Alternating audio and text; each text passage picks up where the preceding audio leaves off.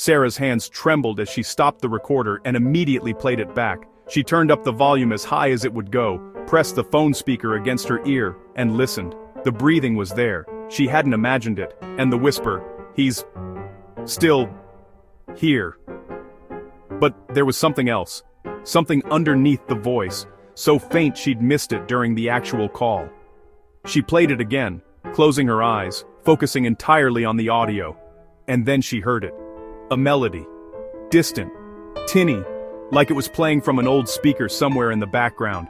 It took her a moment to place it, because it had been so many years, but once she did, her blood ran cold. It was an ice cream truck jingle. That distinctive, cheerful tune that every child in America recognized. The song that meant summer and popsicles and running out to the street with crumpled dollar bills. But this wasn't just any ice cream truck jingle. Sarah knew the specific melody, this particular arrangement. It was from her childhood neighborhood in the suburbs, from the truck that used to come around every afternoon during summer vacation. The truck that had been driven by Mr. Peterson. The truck that hadn't run in 15 years. Not since Mr. Peterson had disappeared without a trace when Sarah was 12 years old. She played the recording 3 more times, making sure she wasn't mistaken. But no, that was definitely the jingle. She'd heard it hundreds of times during her childhood, had run to that truck with her friends countless times, had bought ice cream sandwiches and bomb pops and those character-shaped popsicles with the gumball eyes.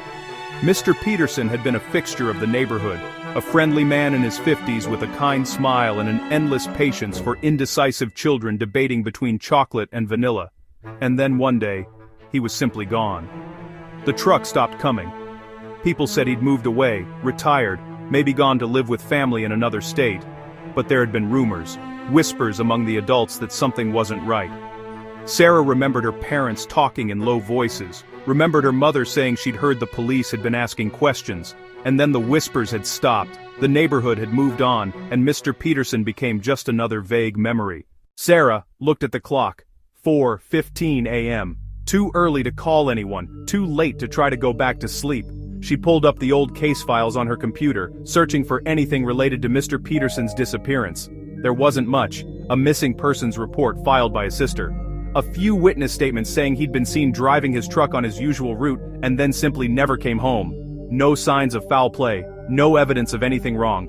The case had gone cold within weeks.